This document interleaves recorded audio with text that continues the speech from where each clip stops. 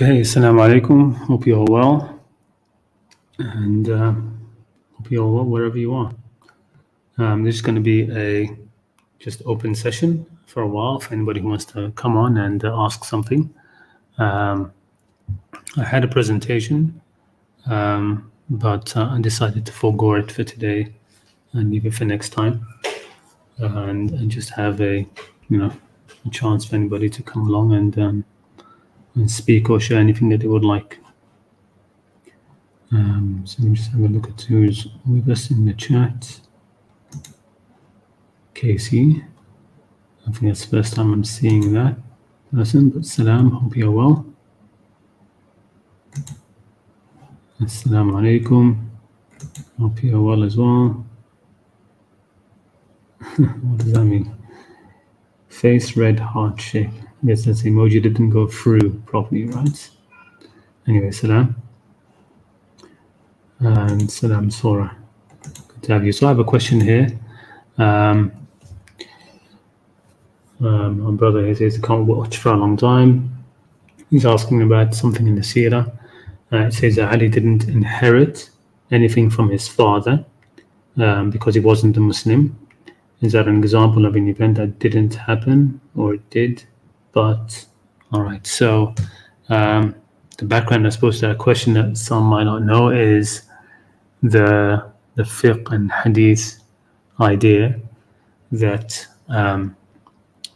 those of two different religions can't inherit, right?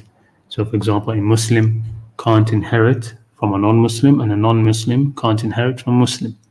I'm not sure, to be honest, how far that goes when it comes to other religions. For example, how the fiqh was for example, let's say you had a Jewish father in a Islamic state, or a state which follows the fiqh of one of the sort of the normative schools, and the son or daughter converts to Christianity.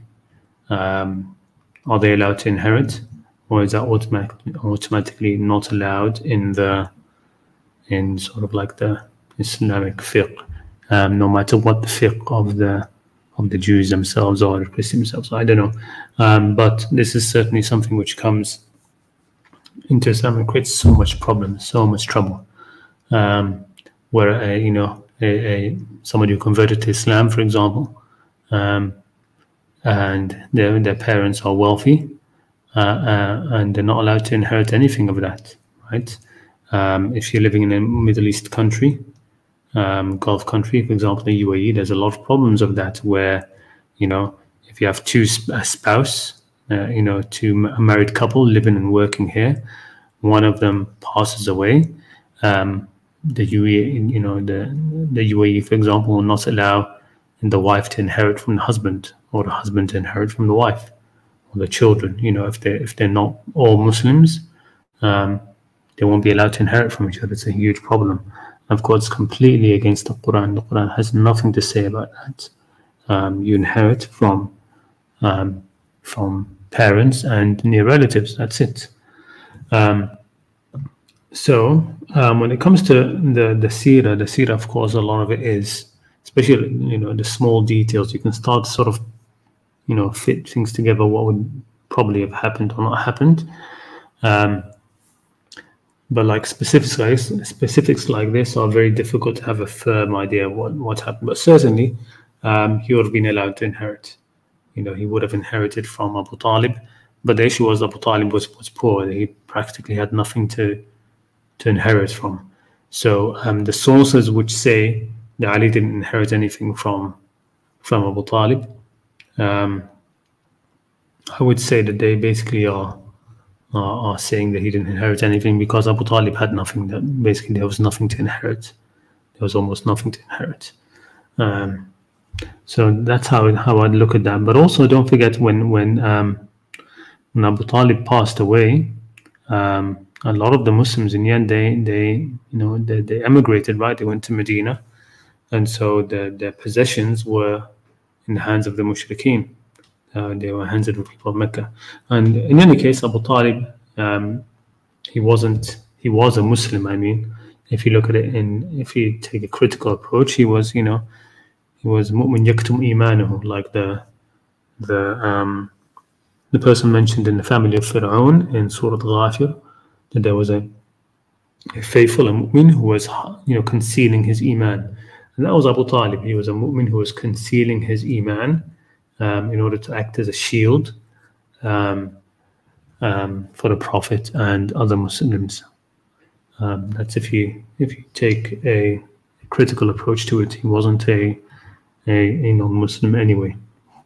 So that's what I would say about that.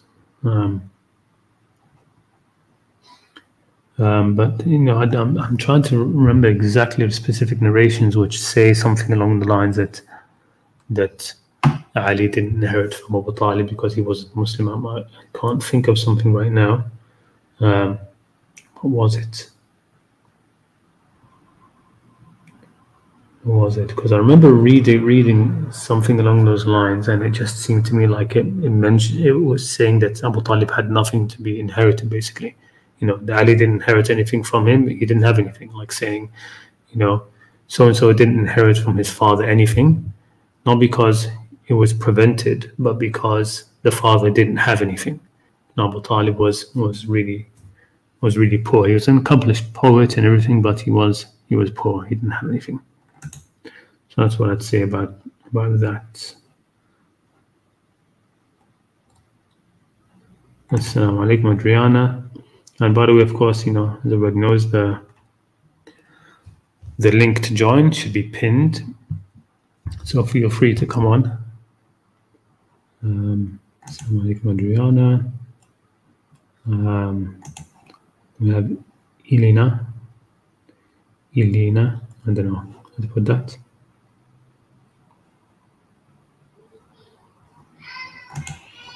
Yeah, that Martin Ling said it explicitly.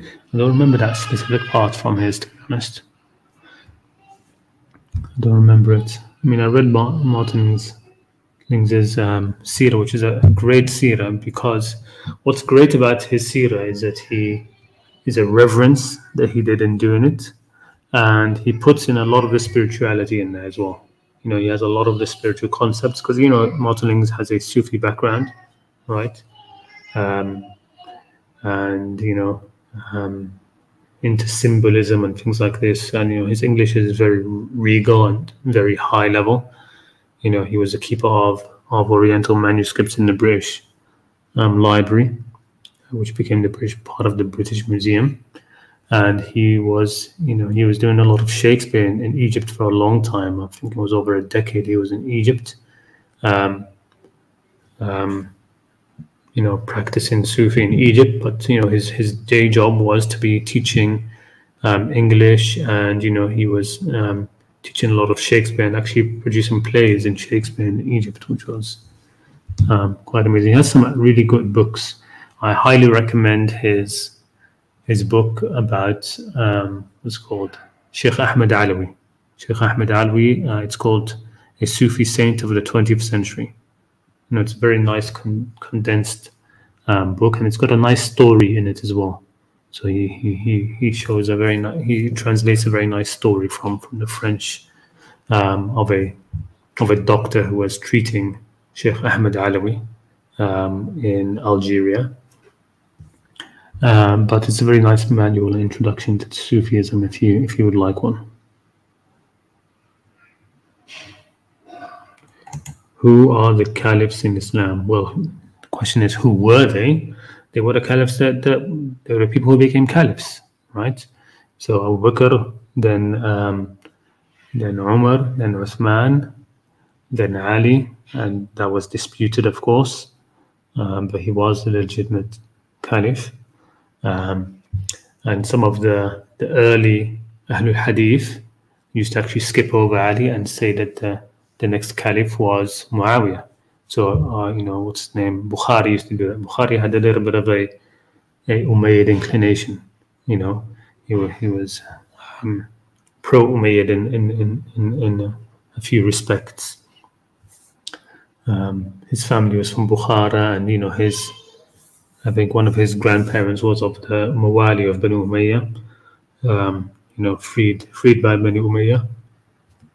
So he had Umayyad inclinations, So when he did his history, which for Ahl al-Hadith history was the history books of history, what they call history books, were basically the narrators, which narrators lived in which year and who died in which year. That for them is a history, because that's the history that they're concerned with when it comes to analyzing narrations and hadiths. So that's what they say. So when he had made his history, he would have the chapter headings, those who died in the time in the Khilafah of Abu Bakr, those who died in the Khilafah of Umar, then those who died in the Khilafah of Uthman. Then he goes to those who died in the Khilafah of Muawiyah, skipping Ali, as if Ali wasn't the Caliph, which was a known thing among the early Ahl al-Hadith and some of the not the Hanbalis as much, but the early al-Hadith, but the Hanbalis got in there. They were the Hanbalis because al-Hadith became Hanbalis in the end, really. Imam Ahmad bin Hanbal himself wasn't like that. But some of the next sort of generations of his students were like that. They were a bit anti-Ali and pro Muawiyah and pro Bani Umayyah, so they didn't consider Ali to be the Caliph. So they were the Caliphs, as simple as that. Whoever became the Caliph became the Caliph. Who should have been the Caliph is a different story. The first one, of course, was supposed to be Ali. The Prophet clearly, Ghadir Khum, the Shia are absolutely right on that, even though they exaggerate it in terms of the Itra and the Prophet's family, and they've added a bunch of stuff to it, like it's 12 Imams. No, it's not 12 Imams. There's nothing about 12 Imams or 12 Caliphs or anything like that. No, Ghadir Khum was something else entirely. It was mainly an exhortation to hold on to the Qur'an, right? And to hold on to those whom God had informed him would hold on to the Qur'an, right? And then beyond that was, of course, the nomination of Ali to be the Caliph, basically after him, to be the Mawla of every mu'min after him. The Ghadir Khum was an amazing address and event, and it's centered on the Quran. It's centered on the Quran. It's not centered on Ahl al-Bayt as much as the Shia think it is. I spoke about it a little bit in the last the part 2 video response to Dr. Jonathan Brown, and it has to do with like I said, I linked it to a certain number of verses in the Quran. The verse which talks about the people abandoned in the Quran. Why did they abandon the Quran? Because of the mujrimeen. The mujrimeen, quote-unquote criminals. Mujrimeen are translated now as criminals, but in the Quran, the mujrim, the criminals, are actually intellectual criminals more. Right? It's more cultural, intellectual criminality. The changing of religion, the changing of words, the changing of meanings, that sort of criminality, intellectual criminality.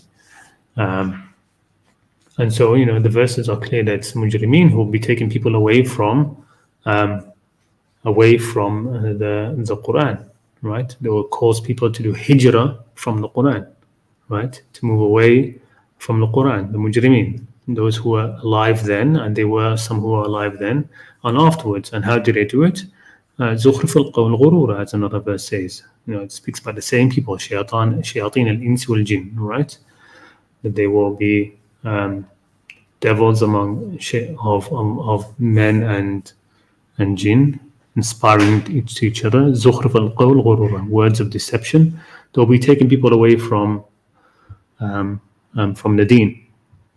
Because you have to be, and the Ahl al-Bayt, when the Prophet said what he said about the thaqalain, the two heavyweights, one of them heavier than the other, the heaviest one being the Book of Allah, and he mentioned that the Book of Allah is enough, and if you hold on to it, you'll be guided, etc.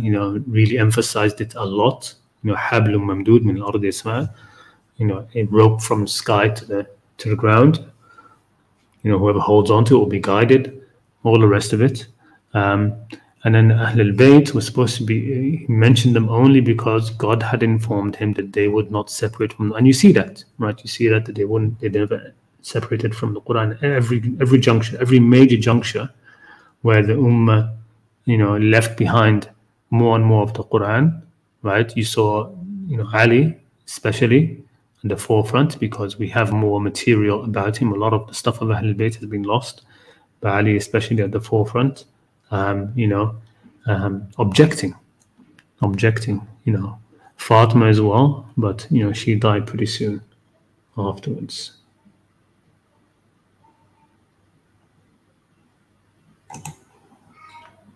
What happened to the house of Fatima hadith? Yeah, I mean, there are a lot of narrations about that, Sunni narrations about what happened regarding the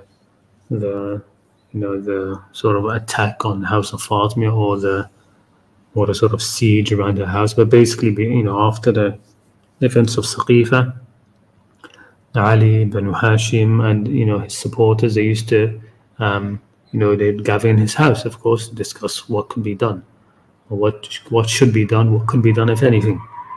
And so the new caliphate didn't like that. Abu Bakr and Umar, especially Umar, who said it's narrated a lot of harsh things from him, and and there was a sort of an attack on the house, right? There's that Sahih hadith in Ibn Abi Shayba, Abu Umar saying, coming to the house and saying, "Oh Fatima, daughter of the Messenger of Allah, you are the most beloved to us after the Messenger of Allah, but that will not prevent us if these people do not stop coming together in your home, that we will burn the house on top of you," right? So what happened exactly is difficult to say because it became very charged. A lot of forgeries came into it. What happened exactly is different, but in general, from all of the narrations, you can be pretty confident that there was a kind of attack on the house itself. Okay, the details are not clear, so I don't accept all of the details are said about it. But Abu Bakr later on regretted it, and things happened, and whatever it was, it happened quickly, right? Whatever, it's something, it takes a few seconds, right? Somebody comes at the door, if Fatima was behind it or not, she's asking who is it, and the guy was one of the sort of like the servants of I forget the servant directly whose servant he was, but anyway, pushed the door open, maybe knocked Fatima over or something, and then Zubayr apparently was there, and he pulled out his sword, and somebody grabbed it from him, and who knows these details if they're true or not. But something definitely happened, and Abu Bakr regretted it more than Umar. But it's very difficult to know the exact details. Very difficult to know the exact details.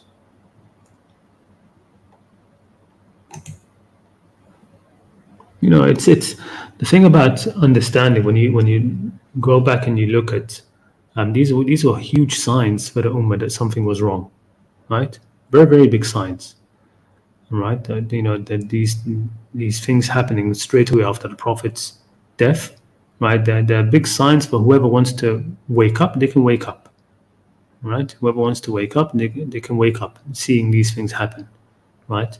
To the family of the Prophet, and just to the Quran, the same way, right? In one stroke, right? In one stroke, the Quran is sidelined with the hadith of of the inheritance, right? That the prophets are not to be inherited by, and as if the Prophet would tell the hadith to Abu Bakr, but would not tell Fatima, hey, you're not going to inherit from me, because what we prophets leave behind is charity.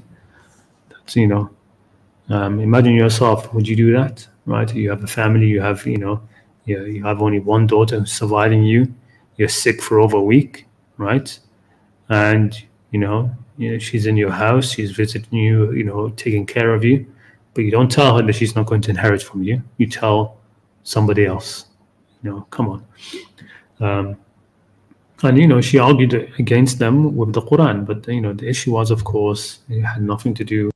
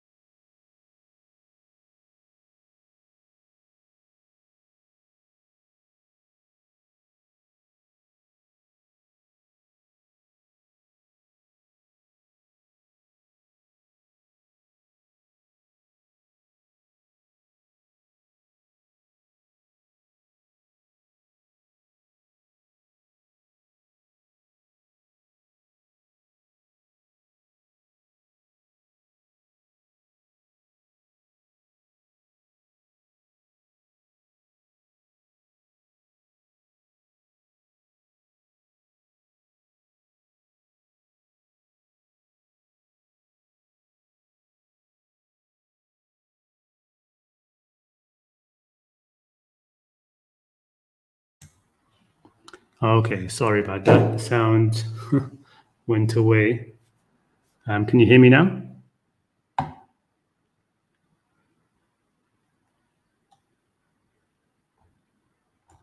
I have no idea when the sound went out. I think it's back now. Yeah, I think I jiggled the microphone a little bit, and when it came back on, it just comes back as automatically muted for some reason. I don't know. Sorry about that. I don't know where I was when that happened.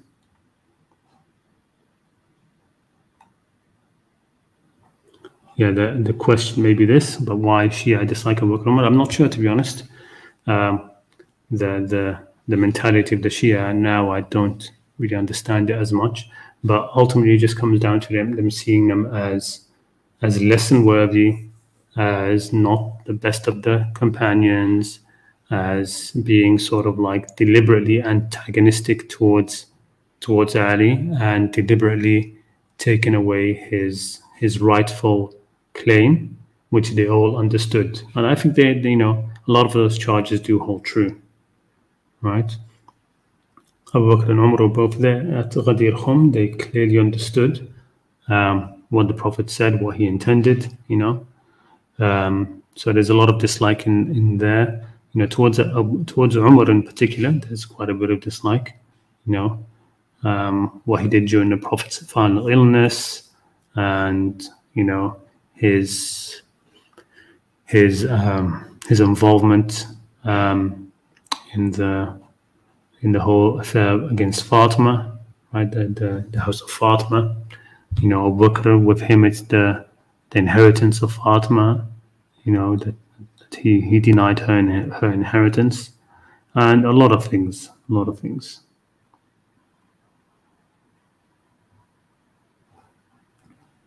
All right. Okay. Yeah. So it went on when I was speaking about Fatima just finished.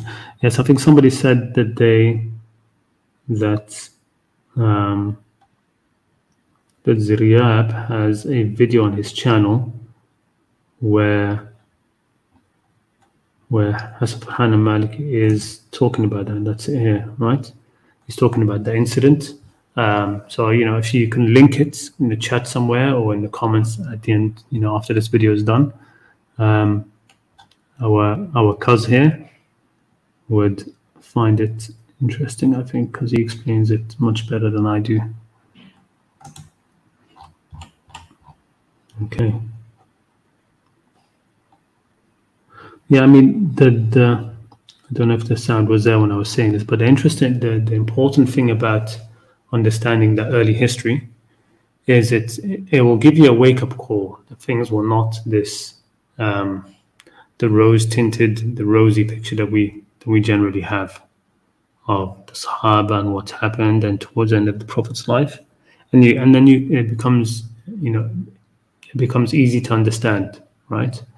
And even that though is difficult to understand if you don't understand the seerah before then, right? Otherwise, if you have that rosy, amazing picture that they were all like angels right up to the Prophet's death, and then you're looking at those things afterwards critically, they will all seem disjointed, right? If you come to understand what happens afterwards in a critical fashion, but you haven't understand what happened before in a critical fashion, then you have this disjointed idea, which will make you sort of so there are some people that will reject that, right? Like I know, for example, I don't know if he still thinks that way, but I know Mufti Abu Layth was definitely like that. Like when I met him in Birmingham, he was like, isn't it an insult to the Prophet that these people with him all this time, and then suddenly, as soon as he dies, they sort of betray him? No, but the idea is, it's like you're thinking that they were angelic all of that time as well. They weren't angelic all of that time. They left him in the battlefield. They ran away in the battlefield. They questioned him at Hudaybiyah. There are a lot of incidents where they were disobedient before the Prophet died, right? So you can't having that rosy picture isn't the way to understand it. If you have that rosy picture up to the Prophet's death, and then after that, all of these question marks come up, right, which you can't resolve. You're just going to deny them, even though they're very, very clear and evident. But if you've looked at the whole thing critically, they're like a wake-up call, They're a wake-up call. That, within 30 years of the Prophet's death,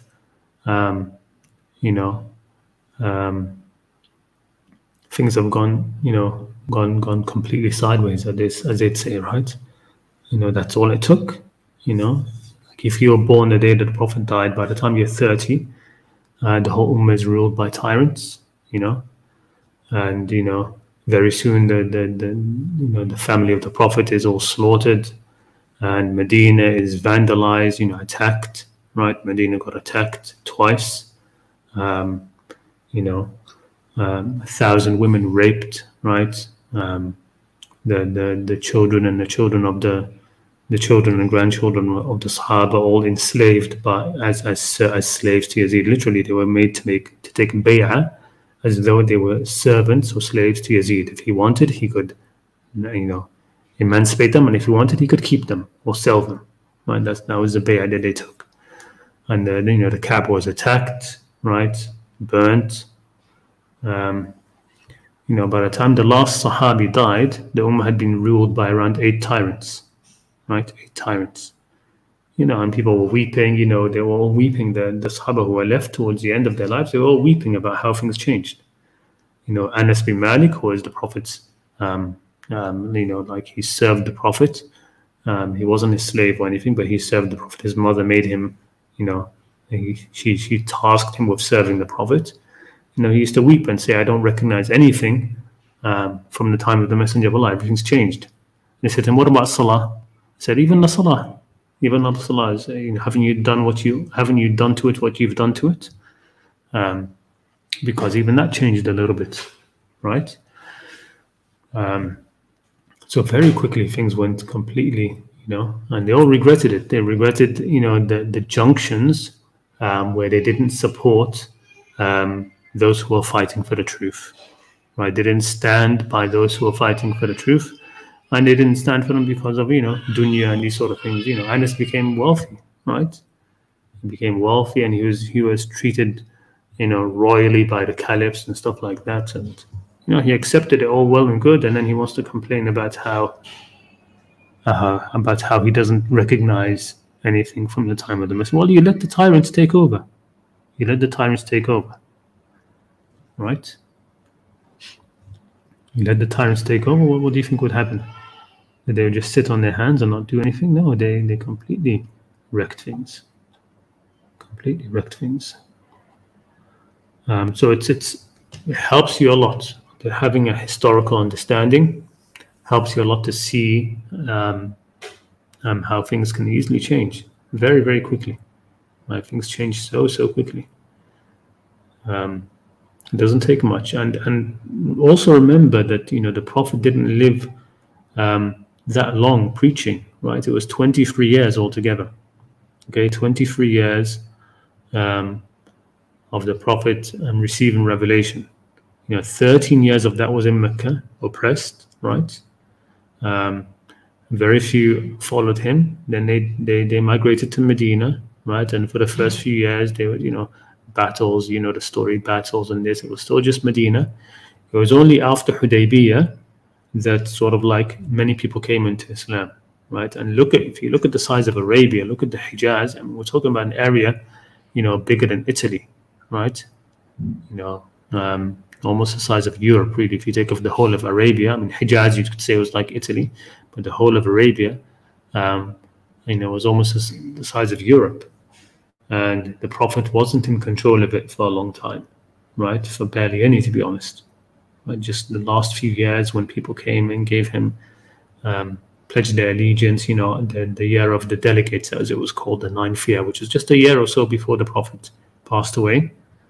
Okay, it's very difficult to change the cultural mindset of a people, of a very ignorant, sort of barbaric people. You can't completely change them in such a short time, right?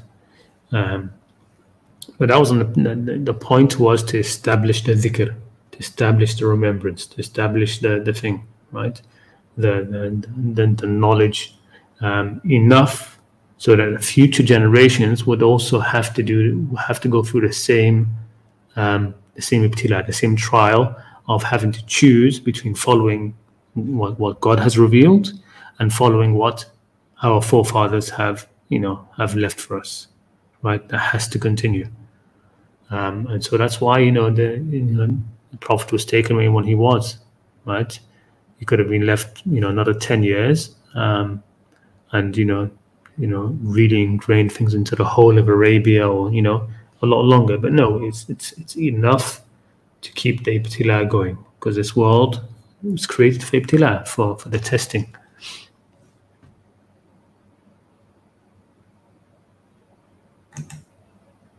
Yes, there were seeds there was a seed. Those seeds were even before then. They were even before then, right? So you could say it started. Yes, nepotism was there, but it went to its highest level with Uthman, who did it all. He kept all of his family. And remember, for example, another reason why they say that the thing, the Shia and others, and point to be taken against Abu Bakr and Umar was when they were saying, making the play for the caliphate, they were saying to the Ansar, the helpers, that we will be the Caliphs, Quraysh will be the Caliphs, because the Arabs will not accept leadership from any but Quraysh.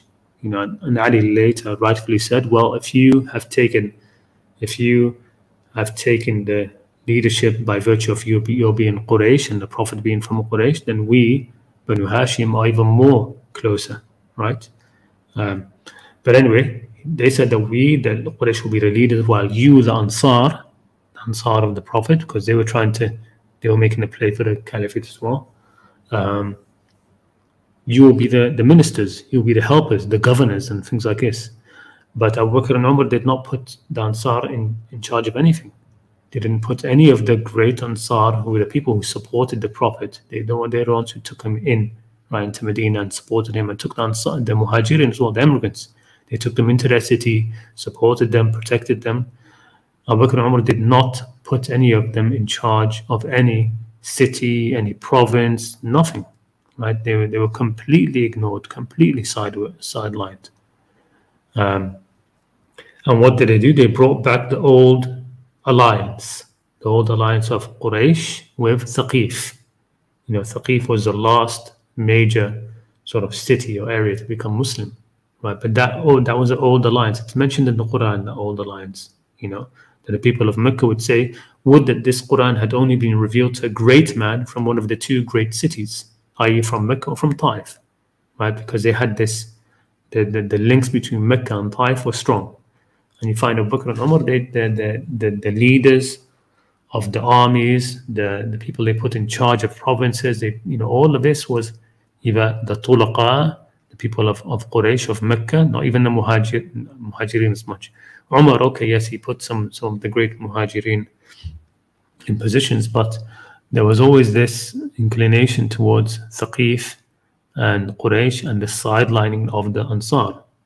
When Uthman took over, he made it even more so, concentrating it completely into Banu Umayyah, his own family.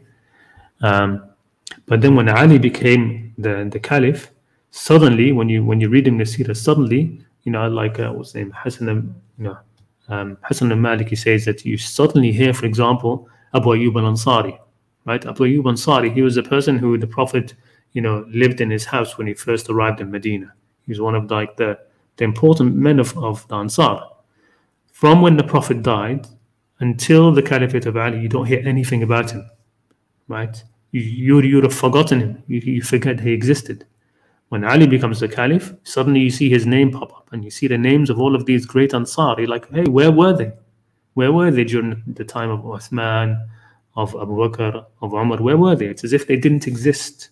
Yeah, but Ali brought them back. Ali brought back the Ansar, and put them in positions of power, made them, leaders of armies, leaders of different provinces and things like this. But yeah, I mean, it even happened earlier. I mean, one of there's a there's a lecturer in, I forget which university in Saudi. His name is Izzuddin Musa, I think. Where he decided that one of the great things that led to the revolution against Uthman was the whole difference in wages, right? So this was started with Umar himself. Umar was the one who started that. He was the one who started that, men of Quraysh will get this much stipend from the state. The stipends from the state, the wages from the state. They get this much a month. The Ansar get this much a month less. Somebody who does this gets this much less, right? So it was basically different wages given out based purely on tribalism, on basically racism, right?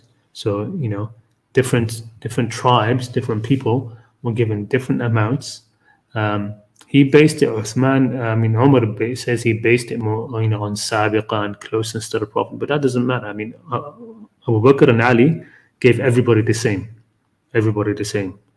But Umar and then Uthman, made it even worse. Give people, different tribes more money than others. Imagine it now. If somebody was like, I don't know, if you're in the UK, for example, an Englishman gets, I don't know, £3,000 a month, an Irishman gets, £2,000 a month, a Welshman gets £1,000. You can't have it like that. But that's what they did, and that was one of the reasons for uprising against Uthman. So that happened. It wasn't just nepotism for his close family and things like that. Things were spread out in that kind of a way as well, where different, there was this. It's called tafadul fil ata, right? There was different peoples were given different state, you could say state pensions or state funds were distributed like that.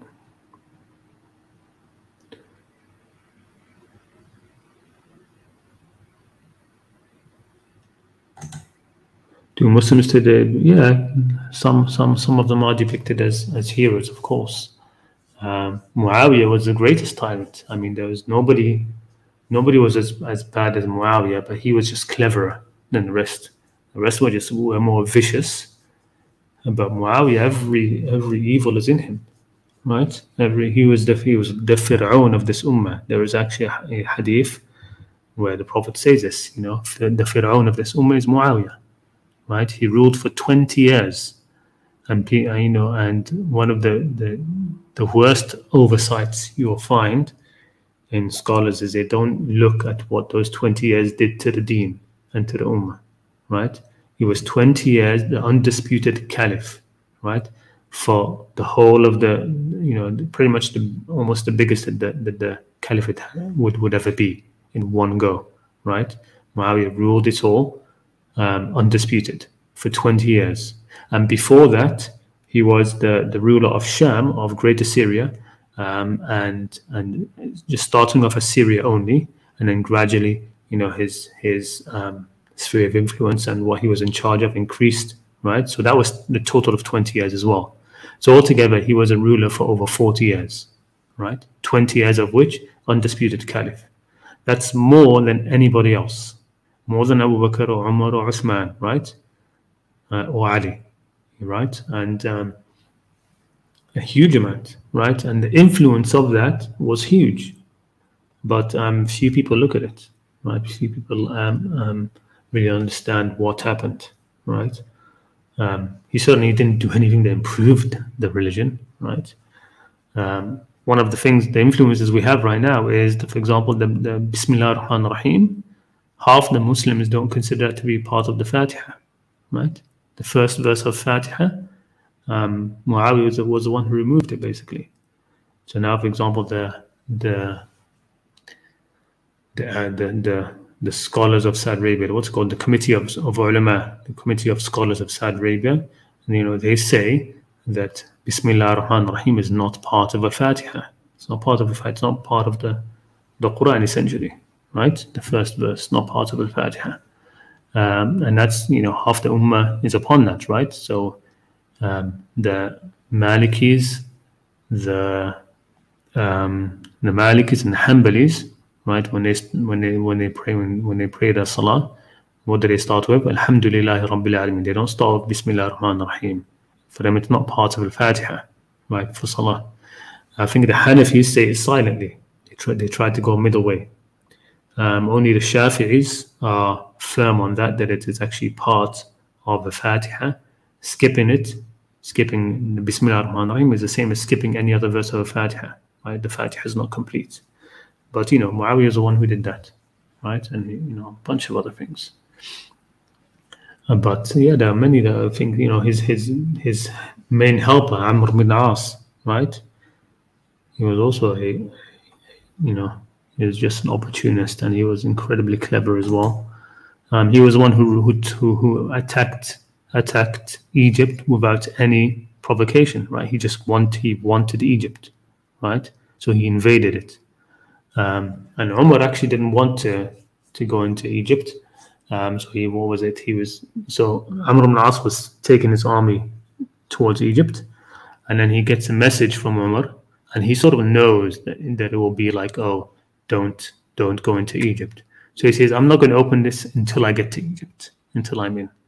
So after he goes in, after the first battle, after he's already, then he opens it. And the message is like, don't go to Egypt if you haven't gone already, but if you have, all right, fine, continue.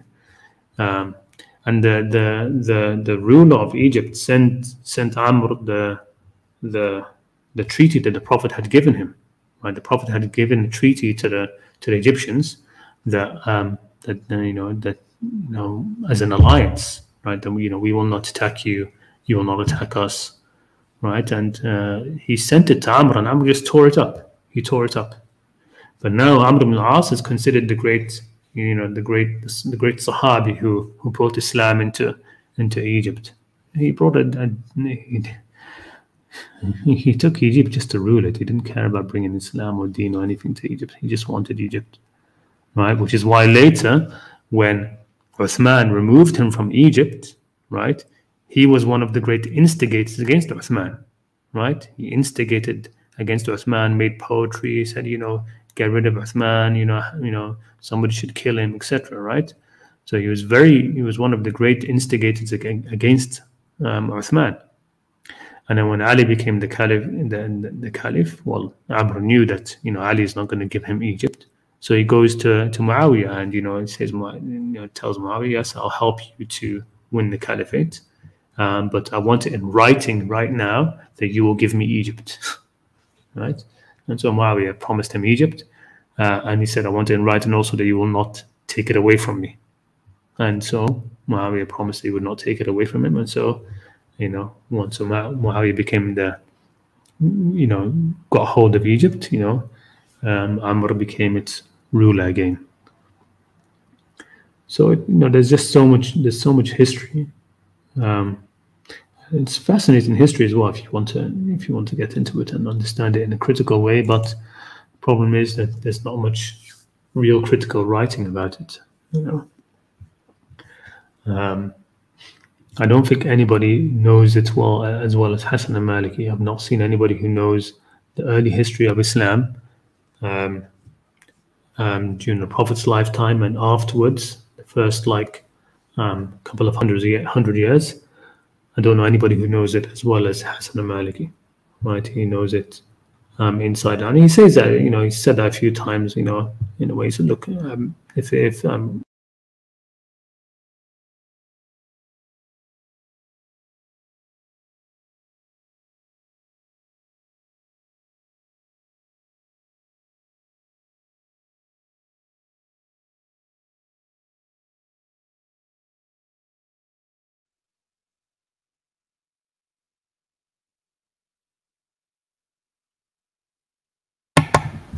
Sorry, I was fiddling with the mic again. I need to stop doing that. But I was saying that Hassan Malik he said a few times, not as a brag, but saying, look, really, seriously, I don't know anybody who understands the first few centuries of Islam in a critical way as well as I do. And I believe him from what I've seen, and what I've read from him, and what I've heard from him. I definitely believe that. Don't, anybody, and I've seen people discussing with him. You know, sometimes these phone calls. You know, these people that call him randomly to try to like corner him in something, and you know, they don't know the half of it.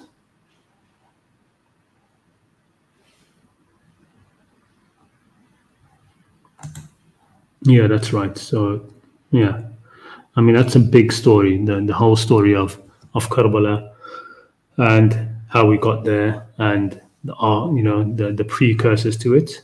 It's a huge, right?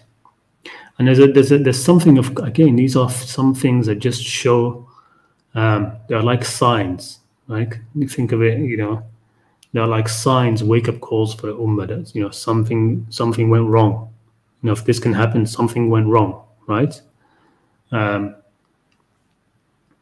what happened a year later is quite interesting, because you know it was after Hussein and the Prophet's family were massacred so badly that Medina was attacked, right? And there was a huge massacre of it, or there, the Battle of Harra, right? Istubihat al-Medina, that, you know, there was just like open, it was just like an open attack on Medina, right? And like I said, you know, over 1,000 girls, they say, were raped and gave birth next year to bastards, and you know, horses were allowed in the Prophet's mosque, and they were defecating there, and you know, the people were made to take bay'ah to Yazid as slaves, etc. That happened, and then there was the attack on Mecca itself, where it was like completely. Again, I see this in some way as being karma against the people of Medina and Mecca, because you know Hussein was there among them, right, when Muawiyah died, and then he had to leave, he had to flee Medina like a criminal, right? He was running for, you know, he was fleeing for his life, took his family with him, and it's just amazing that the Medina had reached that level, that low, that they would allow that to happen, right? That the Ansar would allow that to happen. The Ansar had promised the Prophet that they would protect him and his family, right? They took the Prophet in, right, against, you know, and said, we will protect you and your family, so you can complete your message. Yet the Ansar sort of like stood by and allowed, you know, Hussein and the Prophet's family to have to leave Medina, right? They had to leave Medina when they should have really stood behind him. You know, if they had, you know, stood behind him, and you know, and if they had stood behind him and said, look, no, don't flee, don't run away, you know, you shouldn't be murdered, shouldn't be killed, certainly, or forced to take oath of allegiance to Yazid, because the agreement was when Hassan, you know, when Hassan gave up the caliphate to Muawiyah, one of the conditions on that was that after Muawiyah, that the affair would go back to be a shura among the Muslims. The Muslims would be able to choose their next caliph, right? And, you know, of course, Muawiyah, he broke every one of the agreements that Hassan placed, right? In the agreement between him and Muawiyah for Hassan to step down. Muawiyah broke every single one of those points. You know, that's, every historian says that. All of the muwarrikhin, all of the Muslim historians say that. And that's one of them, right? That after Muawiyah would, you know, after him, that the next caliph would be chosen by the Muslims, freely chosen by the Muslims. And so, you know, but you know, they forced, you know, Muawiyah forced Yazid on everybody again, with, you know, soldiers on the sides of the mosque in Medina, and forced them to take bay'ah to Yazid. But he, of course, Yazid wanted, when he became caliph and his father died, he wanted again to force certain individuals to take bay'ah again, and one of them was Hussein.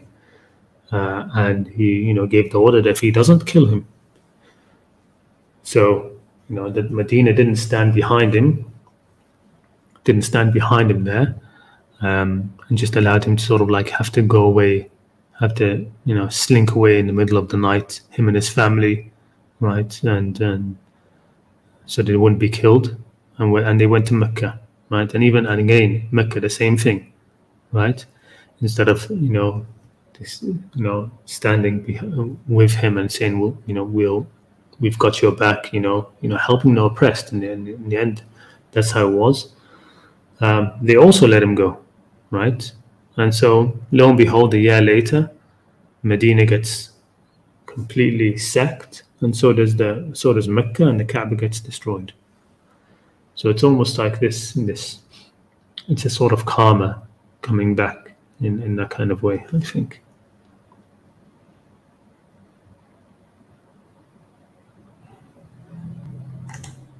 Yeah, Hassan Malik says, I could understand the conquering of certain areas like the Levant and parts of Iraq, because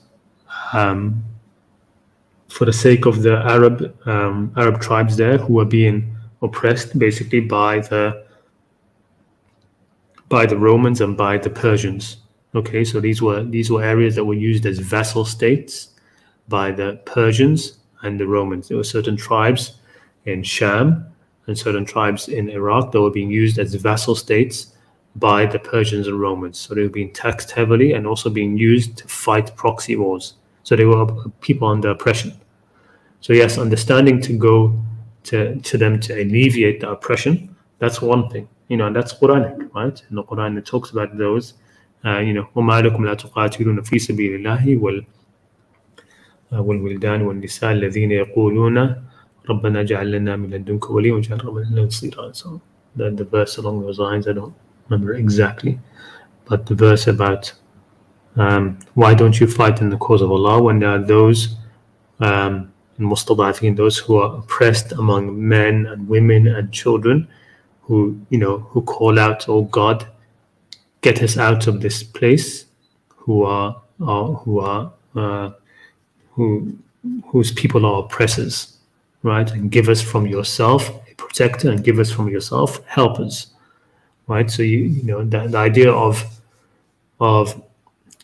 fighting to alleviate the oppression of a people, that's fine, that can be done, but not to fight and to remove oppression on them and then impose upon them your own oppression, right? It's only to remove injustice and to apply justice. You can't go and do that, remove injustice and then put your own injustice or worse upon the people. So, but yeah, most of the Islamic conquests were not Islamic; they were just Arab conquests. They were Umayyad Arab conquests in particular.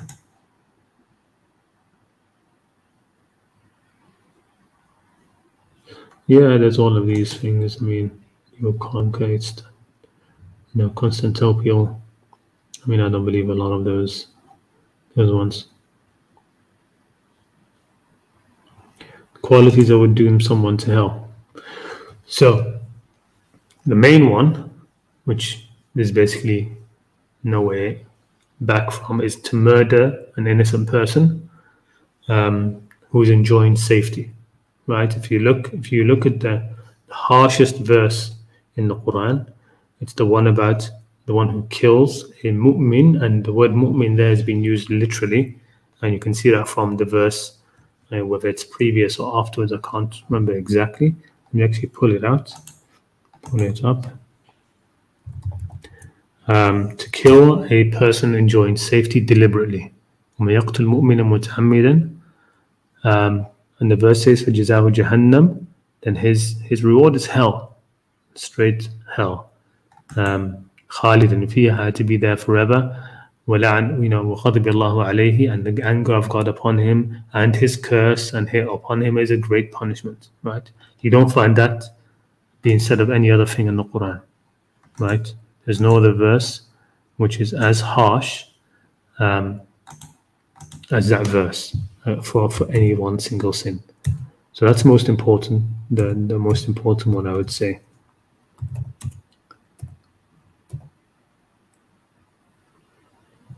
Just give me a second to...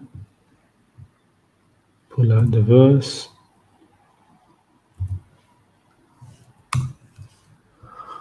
ومن يقتل مؤمنا متعمدا النساء 93.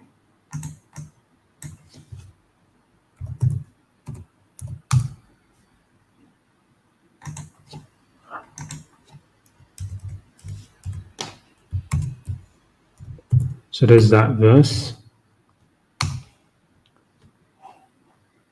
And then there's the verse, there's zina, okay? Zina, which means, zina is what happens when there's a married woman involved, right? If the woman involved is not married, of course, to another man, that it's not called zina in the Quran, okay? So it's like, like sort of the biblical commandment, do not covet your neighbor's wife, right? So if the woman is married, the woman is not married, it's not called zina, right? It's something else. Okay, so zina is a married woman with another man who's not her husband, whether he's married or not married, it doesn't matter, right? The key thing is that if she's married. Whereas if she's not married, it's not zina, whether the man is married or not, right? But the key thing is that, so that's zina. Shahadat az-zur is another big one, to give false testimony, to give false testimony. Sort of like in the court of law, you're called upon to be a witness for the truth, and you give false testimony. That's another major sin. To take the wealth of an orphan, to eat the wealth of an orphan, that's another major sin, right? Basically, anything in the Quran where the action is directly, there's a threat for hell against it, right? There's a threat of hell for that action, okay? Those things are the things to stay with, the big sins.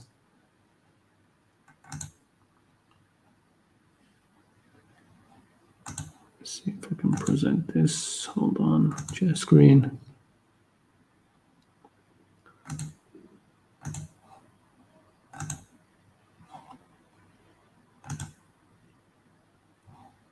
Yeah, so this verse, there's no other verse which is as harsh as this in the Quran, right? And it doesn't, the next verse isn't, except he who repents, or there's nothing about repentance about that.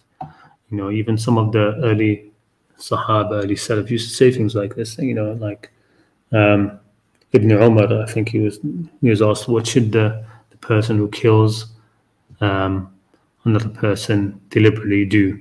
And he said he should drink a lot of cold water, right? Meaning that drink a lot of cold water, enjoy it now because you're never going to see it again, right? He says, وَمَن يَقْتُلْ مُؤْمِنًا مُتَعَمِّدًا فَجَزَاؤُهُ جَهَنَّمُ خَالِدًا فِيهَا وَغَضِبَ اللَّهُ عَلَيْهِ وَلَعَنَهُ. And I don't think there's any other verse which combines both. And the anger of God is upon him, and he has cursed him, and he has prepared for him a huge punishment, عَذَابًا عَظِيمًا. Right, so that's the main one, and that's the one where it's basically you can't come back from it. You can't come back from it. And why do I say that mu'min here doesn't mean believer, right? It means anybody who throws out peace to you, right? Anybody who's being peaceful.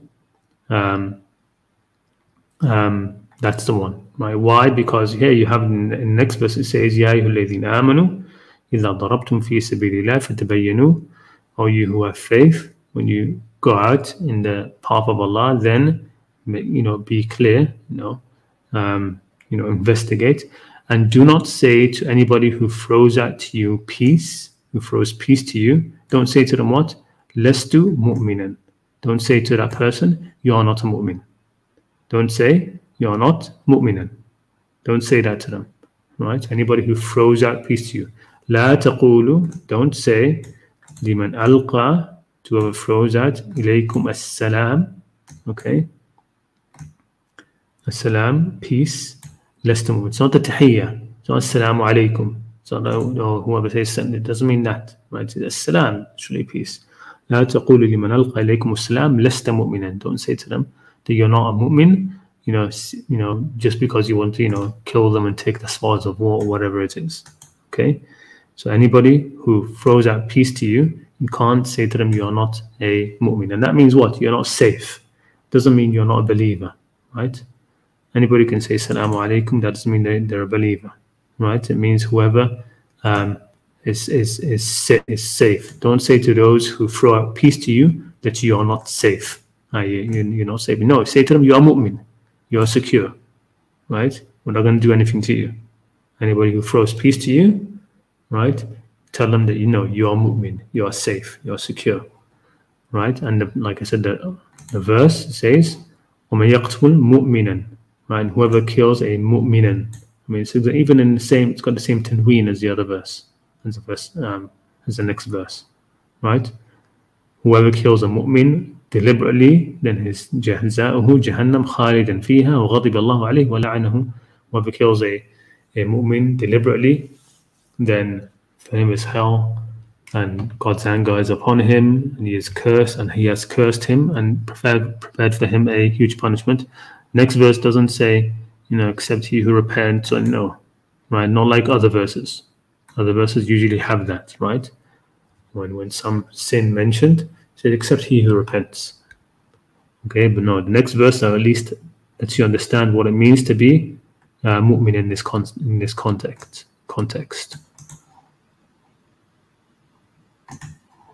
All right. Where were we?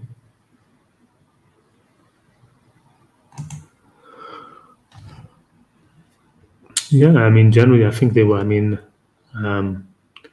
Umar more so than not. This person asking, so Abu Bakr and Umar were guilty for conquering unjustly. I mean, a lot of Muslims attribute it to the Prophet and say they and successors did nothing differently than the Prophet. Yeah, I mean, that's one of the problems. That's one of the things I was going to the presentation I was going to do today was along those lines where people, this idea that the Prophet, that the people came after the Prophet, they did exactly what the Prophet would have done. No, that's not true, right? I mean, the Quran pushes the idea away. In fact, the Quran says that if the Prophet were to obey the people around him, meaning the Sahaba, then things would have become very difficult very quickly. That's what the Quran says. So of course, after the Prophet passes away, what happened? Things became very difficult, right? Things went sideways. But yes, there was that. Maybe I should actually, because a number of people have asked this question before, maybe I should do one stream where we list all of those things, right? The qualities that would doom somebody to hell, those the big things, right? As the Quran says, kabair al-ithmi wal-fawahish, the big sins and indecencies. Have them all in one list, in one presentation, that would be good.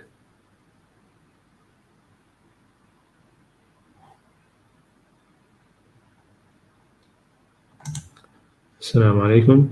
What do you think about the current situation that's happening in Palestine? I don't know anything about it, to be honest. I mean, I only heard about it today. Only heard about it today because somebody mentioned it to me on Twitter. I posted something and somebody asked, what is this related to? I'm like, well, nothing really. It was just something that somebody told me in a DM, and I thought, I'd share my response about it. He said, okay, I thought it had to do with current events. I was like, what current events? And he tells me that this is happening now.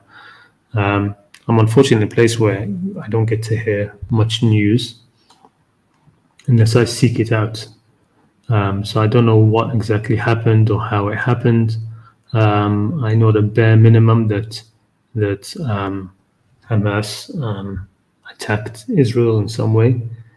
So that's all I know about that.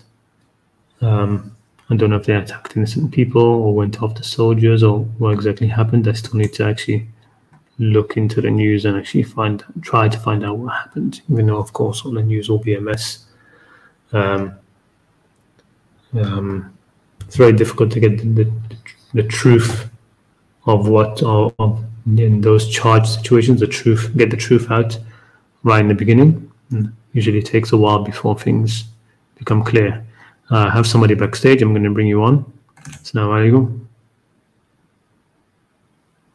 Hello, Alan. Oh, wasn't able to stay. No problem.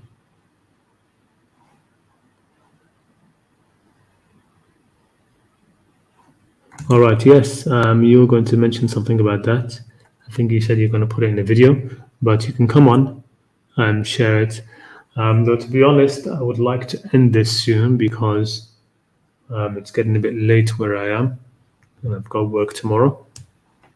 But maybe next time. I've already got somebody backstage, so I'll speak to them, and then we'll see. And then but I would be interested in hearing about this, right? Information about Hindus being the people of Nur. Okay. Yeah, hello. Can you hear me, sir? Yes. Yes, I can hear you now. Assalamu alaikum. How are you, first of all? No, not bad. Yourself? I'm fine, just life going on. I just had a question concerning the verse about how this world would be inherited by the righteous. It's a verse that has a little bit perplexed me, especially concerning the current state of the world. How do you think that would come to be eventually, or at least is there any? I don't know. I have no idea, to be honest, but I think it's a long-term thing. I really think it's a long-term thing, as in it will take who knows how many more centuries, but I think ultimately, I mentioned this in that video, God's Endgame, right? Yes. I don't know if you've seen that, but I mentioned this, that I really think that ultimately, think of it in terms of how the Qur'an and God talks about time, right? Yes. That a day in the sight of your Lord is 1,000 years from what you reckon. Okay, so looking at it this way, it's only been 2 days since the time of Isa alayhi salam, right? Yes. It's barely been maybe a day and a half since the Qur'an was revealed. Yeah. Okay, not long, right? So making it sort of comparison, how many days would it be between the Quran and sort of like Judgment Day or something like that? I would expect a good long while. I really think that humanity will be around for maybe millions of years. Yeah, millions of years. Yeah, millions of years. Wow. This idea that Judgment Day will be around the corner and stuff like that. No, I don't think it's anywhere near close, right?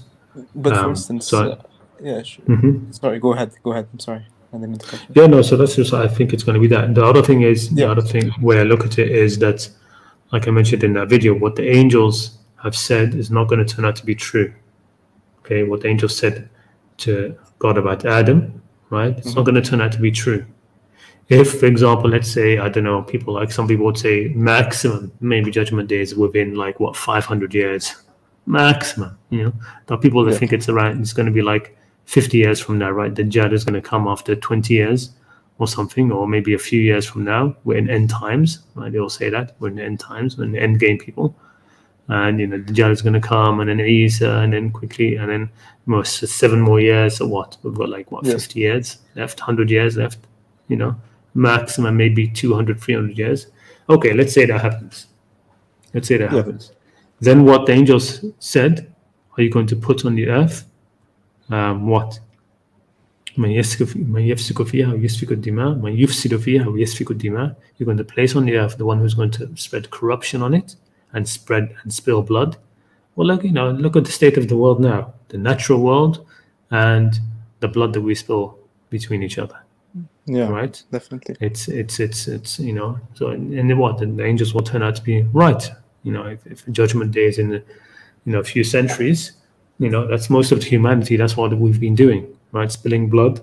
This, hole in the ozone layer. There's a big garbage. There was a garbage area in the middle of the Pacific Ocean of plastic, size of Alaska or something, right? Yeah. Species dying left, right, and center. If global warming is true, there's global warming. We've done corruption on the earth and we spill blood.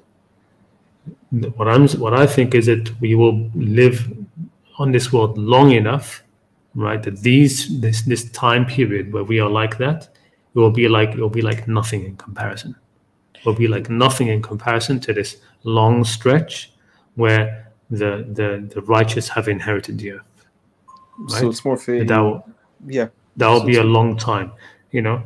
This is like sort of like the totterings of an infant, right? Humanity right now, like in the infant stages. We're like you know, one-year-olds who are just trying to walk. We keep on falling, getting up, falling, and you know, things like these revelations, they're like training wheels. They help to get us this far, right? Things like the Qur'an and, you know, the previous revelations. These things help to get us this far, right? Without them, things could have gone worse, right? And also, even God removing certain communities after when they've gotten to a certain point of no return. That's how I view, you know, the peoples have been destroyed. Yeah, people have been destroyed. You know, Ad, Thamud, these isolated communities where that's it. And because humanity was not like now, it's a global, you know, it's like the world is all interconnected. Yeah. Right. Yeah. Before you'd have communities who are pretty much isolated, and once they reach a point of no return, okay, any new people being born into that community, they would be corrupted straight away. They'd be corrupted. Yeah. Furthermore, there was no outside links to other people, you know, bringing, you know, I don't know, enlightenment or anything. No. So once they got beyond a certain point, they were done away with. All right. They were destroyed. Because that was like that section of humanity has sort of like failed, right? And you know, they're keeping them going and having more children being born into that would be worse, right? Rather let people be born into other communities. So that's how. But now, of course, with the world being, you know, interconnected, you know, but that's why at the time, you know, that's why the Qur'an, and the Prophet, now it's the last message. It was on the cusp of that, where basically everybody could interact, right? Everybody could interact.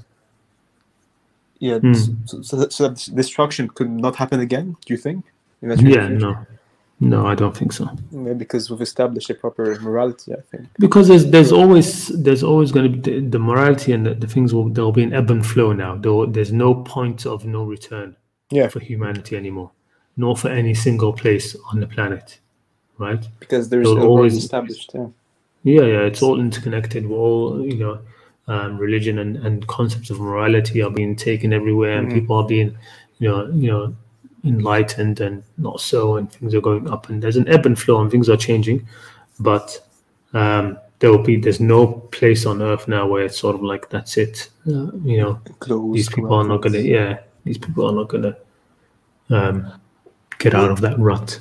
Do you think factors like nuclear war, for instance, or quote-unquote apocalypse would be our sort of day of judgment in a way? I mean, we could be the result of our own demise if we wanted to.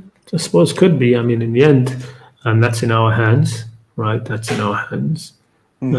We could very well, you know, just destroy each other in a nuclear war. That could happen. But I don't think it will. Just based on sort of like it's a promise basically. It's a promise. It's, you know, وَلَقَدْ كَتَبْنَا فِي الزَّبُورِ مِنْ بَعْدِ الذِّكْرِ أَنَّ الْأَرْضَ يَرِثُهَا عِبَادِيَ الصَّالِحُونَ. But let's say, you know, it did happen. Nuclear war, which wipes out 99% or 90 whatever percent. Then now all of those movies of the post-apocalyptic world now, they become true, right? And then, you know, back to the same situation.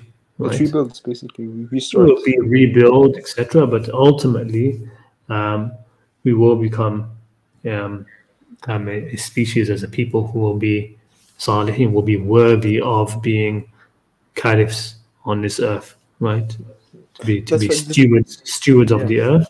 The human being was created for that, and that will happen. You know, God didn't create us to be stewards on the earth, and that will not happen. It will happen, and we will be worthy of that, even if we are not now. Just also another question, if you don't mind, and if you have the time, you don't need to waste your time. It's mostly about narrations that relating to the Day of Judgment. You know, terms like Mahdi being thrown around, or even the Gog and Magog, for instance. You know, are those fabrications, or are these just ways to create hysteria within the community, or maybe they have another signification? I think they're all just a mixture with myths and stuff. You know, as the Muslim Ummah expanded and grew, and the exponential growth, swallowed up all of these other myths and stuff, and they all got mixed up together. You look at some of the the narrations. We already know that a lot of the narrations that Abu Hurairah attributes to the Prophet are not from the Prophet, but he got them from Ka'b al-Ahbar, and people mixed them up afterwards, because he used to sit in one sitting. He would sit and he would mention hadiths from the Prophet. The Prophet said this, and Ka'b al-Ahbar said this, and then people later getting up would mix those up, right? They would mix those up, and sometimes he himself would just just say things like this, and people would assume it was from the Prophet or other things like this. But also just some things that just get mixed up with all of that. The rapture that the Christians speak about, that ends up in hadith, right? A wind that will come and take the soul of every believer, and all of this kind of stuff, and Gog and Magog. The Gog and Magog, which are in the Qur'an, the Ya'juj and Ma'juj, these are known people, right? These are known people, and they've already come out, right? They live. There's no wall that's waiting to come down. That happened a long time ago, right? They already came out. They went to Mongolia and Georgia. These places which are basically named after them. So yeah, most of those narrations, they're just people love these kind of ideas. They love to think about end of times and what's going to happen and predict, and because it's love of prophecy fantasy and stuff like that. Yeah, it's fantasy and sort of like story time and stuff. So so most of us have no relation to anything which is true. But the element of belief in certain people in those narrations, I mean, it's kind of crazy. For example, the Sirat bridge, it's become somewhat of a common subject of discussion. And I mean, the fact that if you didn't do zakat, or if you didn't pray, you would fall on top of it. It's some will go across like horses running, some will go across like the wind, some like lightning. In the end, no one knows. It's very difficult to imagine as well. They say what, it's a bridge which is like thinner than a hair, sharper than a sword, but yet it has these huge hooks. They will hook you if you. Yeah, definitely. Even versus for after death. I mean, no one's died and come back to life to tell the tape. No. It's going to happen. Yeah. No, and people go into hell by falling off that bridge. No. The Quran mentions, but it has doors, right? Yeah. And سيق الذين كفروا لجهنم زمرا, right? And the الذين كفروا will be ushered to Jahannam in crowds until they come to it, and its doors are opened, its gates are opened. It doesn't have, there's no bridge over it. It's just gates that will be opened. Doesn't record it, But you even as a child hearing these stories, it kind of shapes you in it does. Condition of fear. It's just I know a lot of people who've heard the stories and who are just being traumatized by them. I mean, it's I don't think it's a effective way to introduce to religion to other people. I mean, there's a huge obsession with fear, I think, and I never really understood why. The teachings and the explanations, and just I mean that's related to what I put on Twitter, which led to me finding out about what's happening in Palestine. But I said that a normal person doesn't have anything to fear from hell, right? I put something like that. Said it does not, it takes a lot of effort to get into hell, right? To earn a spot into hell, it's quite difficult. It's not that easy. Yeah. Right. You have to really, I said hell is reserved for humans. Humans who turn themselves into devils or animals. Really, I should have said worse than animals. Worse than animals. But, I've read it. Exactly. But I think maybe it's insecurity. I mean, sometimes there's a lot of righteous people nowadays. Some people want to appear more righteous, so they try to reduce their acts into nothingness by, claiming that they it's the irja of the Umayyads, where they would make people focus on the small things. Make people focus on the small things, and have them focus on those. And forget about the major things, the major things of of taqwa, justice, falah, rushd, the major things, and get people preoccupied on small things, small bits of worship, and get them preoccupied by doing these small things to get them to Jannah, and being afraid of the small things that will get them to take them to hell, right? So you have these those things where a person could give a dog a drink and he ends Jannah, right? Yeah, Or another person who doesn't, outside. he puts he doesn't feed a cat, goes to hell. Or a believer can say a word which he doesn't even think about, right? La yulqi laha balan, doesn't even think about, and it will take him to the highest place in Jannah. And somebody else will say a word and he doesn't even think about it, and it will drag him to the lowest pits of hell. That sort of thing. And it's one of those. It's a reflection of the tyrants. It's a reflection of the tyrants who are crazy like that. Yeah. Wouldn't know what they would do, right? So they create an image of God in the image of God as they are, right? Yeah. We don't know what God is going to do. Is it going to punish you? Is it going to reward you? It's going to, and that's how it was. I mean, there was a story of this one person who was always fearful and always shaking, and they would ask him, "Why are you like that?" And he's like, "I'm like a secretary for the Caliph. So how can I not be like that when I'm with somebody who, if he is happy, if he wakes up in a good mood, right? He is happy. He could give me 100,000 dinars for nothing. Yeah. Maybe I'll just say, oh my God, that shirt looks nice on you. It's a nice color on you, matches your eyes. And for that, he'll give me 100,000 dinars.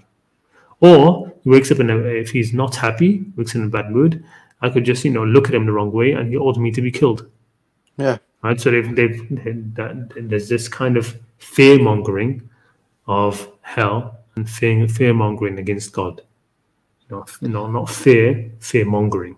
Right. So being made to be overly fearful of smallest things. That be careful, this small little thing could take you to hell. This will take you to paradise. Yeah. Because so it's not that. A lot of people miss the universality, I think, of God. You can't really attribute human characteristics or emotions to, I think, the one being or the universal being who has the highest consciousness. I mean, things like that. It's a factor that you have to take into account. Because I think a lot of people, what they do, they have a very low vision of God. They lowball his no knowledge and abilities to just reduce him to some sort of, what we consider him to be to God. I mean, it's almost like a pagan deity at times. I mean, pagans back then would consider deity to be wrathful or even it's unquenchable. وَمَا قَدَرُ اللَّهَ حَقَّ قَدَرِهِ, as one verse says, and they have not, measured God as he ought to be measured, or given God his due. His due rights. His due, they have a low opinion of him. That's exactly. All right. This question, let me just address this. What are your views on the scientific errors in the Quran, e.g. inheritance? Well, inheritance, that's one of those the things they say, the calculation errors, right? Calculation errors. Scientific errors other than the backbone and ribs are too vague. Yeah, so when it comes to the Quran, the Quran in all of these verses is not trying to impart scientific knowledge, right? It's not trying to. You look at all of these verses, the point of them is to invoke awe in you, to give you a sense of wonder at the creation of God, to point out signs in the creation of God, things that pretty much everybody can see. You don't need to have a good, huge scientific background to be able to see, right? And so that's all they're trying to do, right? And the language of them is it's not scientific language. It is too vague to be put under, to be considered a scientific miracle, right? To be, you can see the shape of it, but they're too vague to be considered miracle, scientific miracle. In the same way, the things which are pointed to as being errors are also too vague to be errors, because it works both ways. You can't say that this thing is an error, that this thing is an error, and this other thing is not. You can't say that this something is an error and say that this other thing isn't a miracle, right? Because if you give it the same focus and say that this error is actually discussing a scientific topic, right? Then you have to allow others who would take another verse and say, okay, no, this is addressing a scientific topic as well. And at that level of resolution, if this can be considered an error, then the other thing can also be considered a miracle. If you're going to accept that level of resolution. But both don't have that level of resolution for what's being discussed. They're both too vague. One's too vague to be errors, and the other is too vague to be considered miraculous, right? So that's how I see it. I don't think that the verses are ever meant to be seen as miraculous or imparting scientific knowledge that nobody understands or nobody could have known or anything like that. I think there are hints. There are definitely hints, but they're just too vague to be called miracles. And I think that's been that started to be, what's his name, Hamza Torontos, what's his name, that guy who basically backtracked on scientific miracles. He explains it pretty well, I think, as well, but not in exactly the same way I would. But he did a U-turn on that as well. If you just search up YouTube, no scientific errors, Hamza Torontos or something, the guy who's a Greek guy that looks like a Pakistani, that guy, right? Him. So he did a U-turn on that and he explained why, and he did a whole lecture on it and stuff like that. So that's what I'd say about that. I mean, the thing of the like looking at the that's the one which I used to say, okay, this looks like an error, the backbone and the ribs, because it's too far away from, well, if you think of it that way, backbone and ribs, and it's way too far away from what we know. Okay, so that's the only thing which I ever thought, okay, this looks like actual scientific error. Okay, but like I said, what's his name? Abdullah al-Andalusi. He pointed out, a certain way to see that, and I immediately saw it and thought, okay, of course, that's what it is. It's a euphemism. That's all it is. It's a euphemism for ejaculation, right? Ejaculation of semen. It isn't about where semen is created from, right? It's a euphemism for ejaculation during sex between a man and a woman, because the Qur'an is full of those kind of euphemisms when it comes to issues of sex or issues of going to the toilet or anything like that, because it stays away from vulgarity, basically. Maybe one could say that the terms backbone and ribs were used for simplicity's sake, because maybe back then they don't have the anatomical knowledge to describe the body part in question. No? Yeah. I mean that's another way to look at it as well. I mean, nobody said at the time. We don't know of anybody who said, "Oh, this is wrong." And our pagans, they knew where semen came from, right? Nobody said that this is nonsense, and you say this is from God, and and you're saying that it comes from between the backbone and ribs. We know where it comes from. I can see it. Right? Yeah. It says that. So the fact that it wasn't taken up against them is against the Quran by the detractors of the time. So it shows that they understood, and that's what the earliest tafsirs do show, that this is that's what it leans towards. This kind of thing that the backbone is meant to mean men, and ribs is meant to mean the woman. Yeah. All right. Thank you for that. Muhammad. See anything about art? Nope, not that I know of. Nothing about art in the Quran. Nothing about art, neither for nor against. Other than maybe the poetry, right? But that's just talking about the poets. Yeah, the poets and what they do and what they don't do. At the end of Surah Al-Shu'ara, right? At the end of the Surah of the poets, just the last few verses, it just talks about poets and how they are,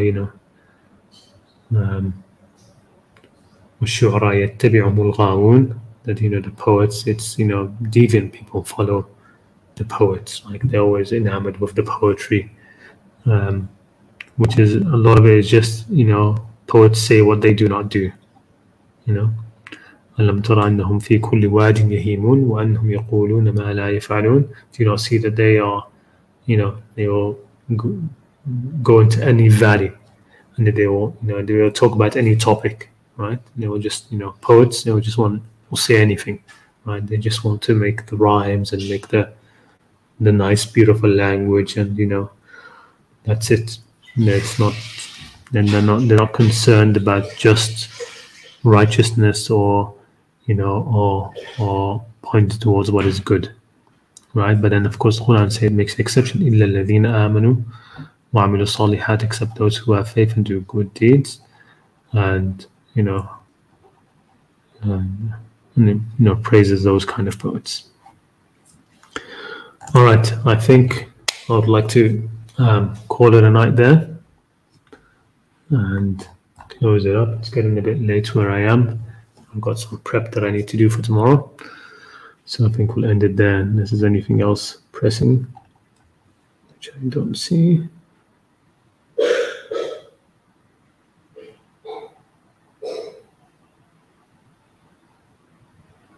Yeah, that's a major thing as well, isn't it? Like the whole transgender thing. That is, I think, if anything qualifies as being of that, فَلَيُغَيِّرُنَّ خَلْقَ اللَّهِ, so they will change the creation of God. That definitely applies to there, and there's going to be a lot of damaged children and people, other than those who have already been damaged by this. In 20 years' time, when these kids grow up, it's going to be a huge problem. Because it's all just ideological, and it's changing people from what they are into something else, and and then there's a suicide problem that comes with it, and it's a major problem.